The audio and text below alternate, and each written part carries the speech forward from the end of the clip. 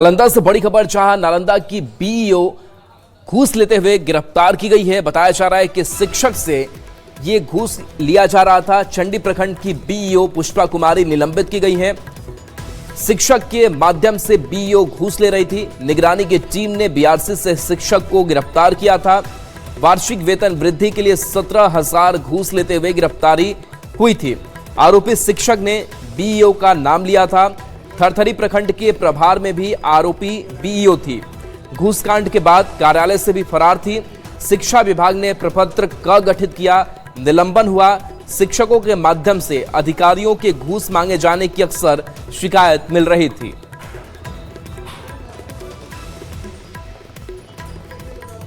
और देखिए, मोतिहारी से बड़ी खबर है, जहां पर बड़ी कार्रवाई निगरानी की तरफ से यहां पर की गई है। जहां थाने का मुंशी गिरफ्तार किया गया है। आदापुर थाने का मुंशी गिरफ्तार हुआ है। 14,000 रुपए घूस लेते हुए मुंशी की गिरफ्तारी हुई है। केस निपटाने के बदले ये घूस मांगा था। निगरानी ने इंतकाब आलम को गिरफ्तार किया है। तो मोतिहारी से ये बड़ी खबर, जहां केस निपटाने के बदले घूस मांगने के मामले में आदापुर थाने का मुंशी इंतकाब आलम गिरफ्तार किया गया है। 14,000 रुपए घूस लेते इसकी गिरफ्तारी हुई है।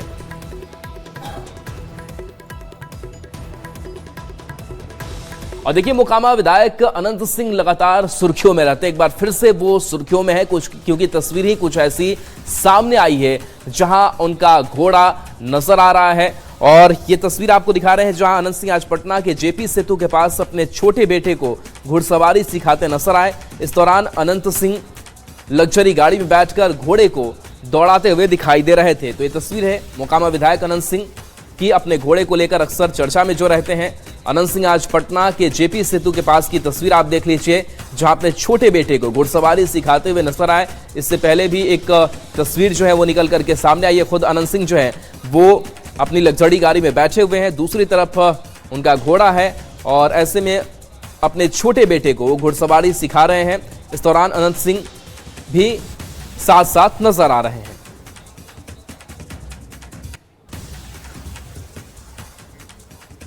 और देखिए, हजारीबाग और बोकारो में ट्रेजरी से निकासी का बड़ा मामला सामने आया। इस पूरे मामले को लेकर के झारखंड की सियासत काफी अभी तेज है और इन सब के बीच अब पलामू में भी अवैध निकासी के संकेत मिल रहे हैं। वित्त मंत्री राधा कृष्ण किशोर ने कहा कि पलामू में अवैध निकासी के संकेत मिलने के बाद विभागीय सचिव ने डीसी को पत्र लिखा है। कुछ राशि का गलत रूप से भुगतान किया गया है, जिसे लेकर विभागीय जांच भी की जाएगी। मंत्री ने सभी 33 ट्रेजरी की जांच के निर्देश दिए हैं। वित्त मंत्री ने कहा कि हजारीबाग और बोकारो में पुलिस विभाग से अवैध निकासी की गई है। जांच के निर्देश दिए गए हैं ताकि पता लगाया जा सके कि कहीं साजिश के तहत तो इसे अंजाम नहीं दिया जा रहा है।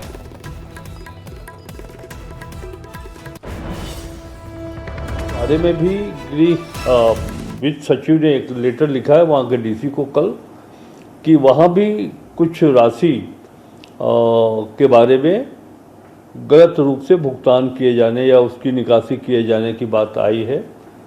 तो मैंने एक पत्र लिखा है आज ही। पलामू का मामला अभी अंडर इन्वेस्टिगेशन है। वहाँ से जब तक उपायुक्त का कोई रिपोर्ट नहीं आ जाता है तब तक उसे एक डाउट के ही घेरे में हम रखेंगे। लेकिन इन दोनों जिलों में बोकारो और हजारीबाग में तो कंफर्म हो चुका है। और देखिए, बोकारो और हजारीबाग ट्रेजरी घोटाले पर सियासत भी तेज है। बीजेपी लगातार बड़े इस घोटाले का आरोप लगा रही है, तो जेएमएम की तरफ से भी पलटवार किया गया है।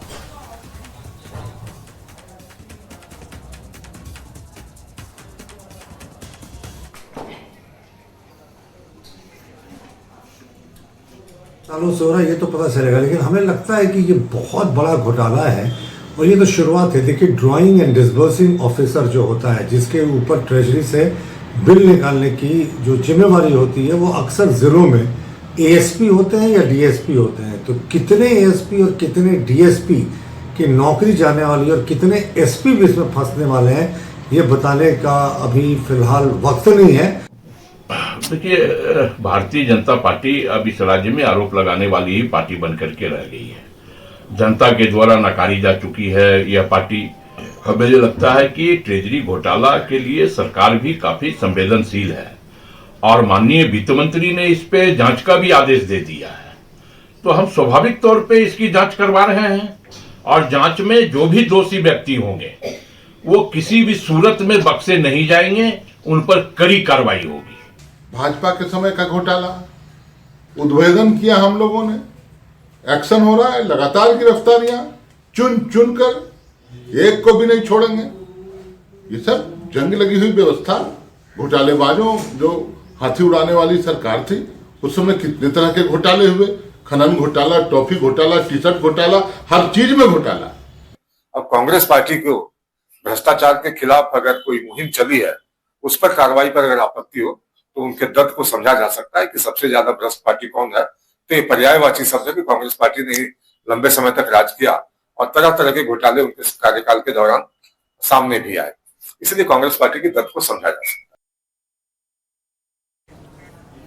और देखिए, झारखंड में एसआईआर की अब तैयारियां जो है वो तेज हो चुकी है और ऐसे में निर्वाचन आयोग भी लगातार काम कर रहा है। बीजेपी के जो नेता है वो भी काफी एक्टिव मोड में नजर आ रहे हैं ताकि जो अयोग्य नाम है, गलत नाम है, अब वो ना जुड़ पाए। और देखिए, बैठक में कई आवश्यक दिशा निर्देश भी इस बीच दिए गए। बता दें कि निर्वाचन आयोग के निर्देश पर राज्य निर्वाचन विभाग ने सभी स्तर पर कार्य शुरू कर दिया है। मुख्य निर्वाचन पदाधिकारी के रवि कुमार ने सभी जिलों के उप निर्वाचन पदाधिकारियों के साथ बैठक की।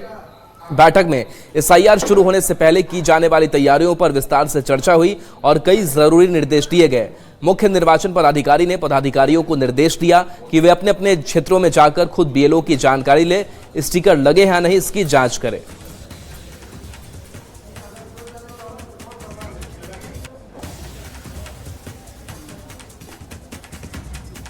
तो देखिए, इस एसआईआर को लेकर के बीजेपी अब एक्शन मोड में नजर आ रही है और लगातार अलग अलग जगहों पर खुद बीजेपी के नेता कार्यकर्ता पहुंच रहे हैं और उस लिस्ट को देख समझ रहे हैं। पार्टी के विधायकों और नेताओं को बूथ स्तर तक की कमान मिली है ताकि किसी गलत आदमी का नाम नहीं जुड़े और किसी सही आदमी का नाम छूटे नहीं। इसके लिए बीजेपी ने सभी 81 विधानसभा सीटों पर अपने विधायकों और प्रमुख नेताओं को बीएलए यानी बूथ लेवल एजेंट के रूप में तैनात कर दिया है। एसआईआर की पूरी प्रक्रिया को लेकर उन्हें ट्रेनिंग भी दी जा रही है और सांसदों को भी पूरी प्रक्रिया पर नजर रखने को कहा गया है। ये एक मंडल का प्रशिक्षण है, तो मैं ये कहूँगा कि कार्यकर्ताओं को इस बात की जानकारी होनी चाहिए कि वहाँ काम कैसे करना है। बीएलओ 2 के माध्यम से हर पार्टी का जो कार्यकर्ता एजेंट बनेगा उसको अपने अपने क्षेत्र में बूथ पर इस बात को ध्यान रखना चाहिए, सहयोग करना चाहिए। और देखिए, दरभंगा से बड़ी खबर, जहां सोना लूटकांड मामले में बड़ी कार्रवाई, बड़ा खुलासा हुआ है। बता रहे कि 2 करोड़ का सोना लूटा गया था और इस मामले में जेल में लूट की साजिश रची गई थी। दलसिंहसराय जेल में बंद भोला सिंह ने यह साजिश रची थी। महिला सहित कुल 12 गिरफ्तार किए गए हैं। 44 लाख के लूट के जेवर बरामद भी किए जा चुके हैं। दरभंगा के 2 लाइनर भी गिरफ्तार किए गए हैं। लूट में कुल 20 अपराधी शामिल थे। बेगूसराय, दरभंगा, मधुबनी के अपराधी हैं। 3 अप्रैल को लूट की बड़ी घटना को अंजाम दिया गया था। प्रेम ज्वेलर्स से करोड़ों के सोना की लूट हुई थी। 10 लाख रुपए भी अपराधी उड़ा ले गए थे। बेगूसराय पुलिस, हमारा दरभंगा पुलिस और एसटीएफ तीनों छापामारी करके वहाँ से 150 सोना, 156 सोना, लगभग 21 लाख रुपए कीमत है और चांदी 8.63 ग्राम चांदी लगभग 23 लाख रुपए है। टोटल 44 लाख रुपए का ये आभूषण है जी। दलसिंहसराय से जेल में जो बंद है वहीं से ये लोग प्लान किया था और उसके बाद जो बाहर आने के बाद कुछ लोग वहाँ पे जो उनके साथ में थे, बाहर आने के बाद फिर ये अपराध कर्मी को इकट्ठा करके इस घटना को कारित किया। और विपिन हमारे साथ न्यूज़ 18 संवाददाता फोन लाइन पर है। विपिन, सोना लूट कांड में बड़ी कामयाबी मिली है, क्या अपडेट आपके पास? जी, बता दूं कि कल एसएसपी जो है पीसी करके ये बातें सामने रखी कि जो लूट कांड हुआ था वो दलसिंहसराय जेल में जो उसका प्लान बनाया गया था, भोला सिंह नाम का कुख्यात अपराधी है जिसने ये पूरा प्लान रचा, जिसके बाद जो है ये पूरी घटनाक्रम को अंजाम दिया गया। 20 से ज्यादा जो उसमें शूटर से लेके तमाम अपराधियों को बेगूसराय, दरभंगा और मधुबनी 3 जिले से जो है लोगों को चिन्हित किया गया, बदमाशों को, और उसके बाद जो है पूरा प्लान तरीके से इस लूटकांड घटना को अंजाम दिया गया। यही कारण है कि 2 करोड़ के संपत्ति जो जेवरात हैं या नगद है, सब मिला के 2 करोड़ की लूट को कामयाब भी हो गए ये लोग। लेकिन बाद में जाकर कहीं ना कहीं 18 घंटे के अंदर ये लोग बेगूसराय में पकड़े गए और वही जहां आप इनकाउंटर भी हुआ, 6 वहां गिरफ्तारी हुई। उसके बाद लगातार गिरफ्तारी हो रही है और 12 बदमाश अभी तक जो है गिरफ्तार कर लिए गए हैं। जो बाकी लूटे गए जेवरात और रुपये हैं उसकी भी जल्द बरामदगी की बात एसएसपी ने कहा है और जल्द ही और जो बचे अपराधी हैं उनकी भी गिरफ्तारी एसएसपी ने जो कहा है उसके अनुसार कर लिया जाएगा। जी चलिए, शुक्रिया इस अपडेट के लिए आपका।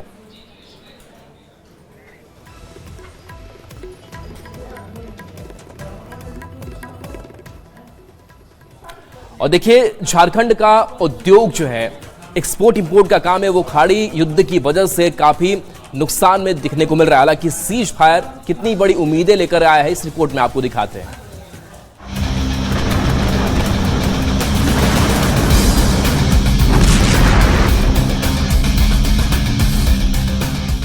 पश्चिम एशिया में जारी युद्ध अभी थमा है, लेकिन इसके लंबे खींचने के आसार भी हैं। युद्ध का असर अब भारतीय कंपनियों की बैलेंस शीट पर भारी पड़ने लगा है। अमेरिका, इजरायल और ईरान के बीच बढ़ते तनाव और हॉर्मुज की नाकेबंदी को 1 महीने से अधिक का समय हो चुका है। राज्य से इंपोर्ट एक्सपोर्ट के कारोबार पर इसका असर साफ दिख रहा है। हालांकि राज्य के निर्यातक अब बदले हुए समुद्री रास्ते से तैयार माल विदेश तक पहुंचा रहे हैं, लेकिन अब बड़ी लागत भारी पड़ रही है। जो कंटेनर्स के प्राइस थे वो 100%, 50 से 100% तक बढ़ चुके हैं और जो रॉ मटेरियल इंपोर्ट होते थे, जो इंडिया में रॉ मटेरियल जो अवेलेबल नहीं है, जिनसे हमको माल बनाना पड़ता है और एक्सपोर्ट करना पड़ता है, वो रॉ मटेरियल के भी सारे के सारे 30 से 40% तक दाम बढ़ चुके हैं। तो हमारे जो फाइनल प्रोडक्ट है उसमें कम से कम 25 से 30% का फर्क आया है।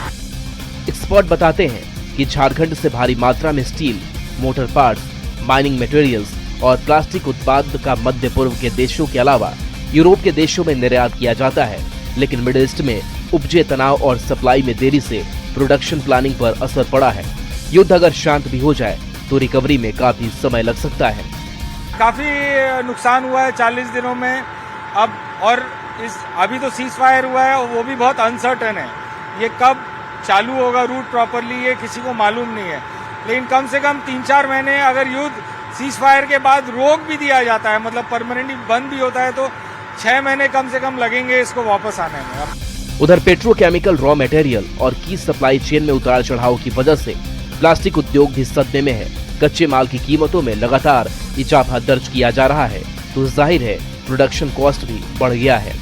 रेट इतना ज़्यादा बढ़ चुका है युद्ध की वजह से कि हम लोग का जहाँ मटेरियल पहले, मतलब मटेरियल में हम लोग का 50 से 60 रुपया केजी पे रेट बढ़ चुका है। इसकी वजह से हम लोग को प्रोडक्शन करने में भी बहुत इशू हो रहा है। प्रोडक्शन जब हो जा रहा है तो उसको मतलब बेचने के लिए में भी बहुत ज़्यादा प्रॉब्लम आ रहा है।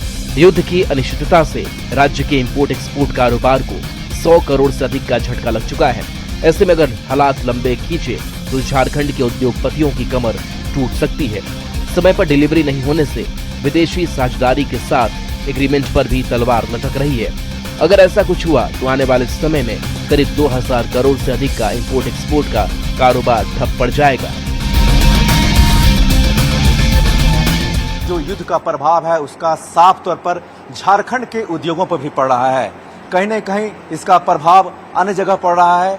निश्चित तौर पर आने वाला समय में क्या होगा ये बहुत कहना मुश्किल है। कैमरामैन प्रभाकर के साथ निरंजन सिंह, न्यूज़ 18 रांची।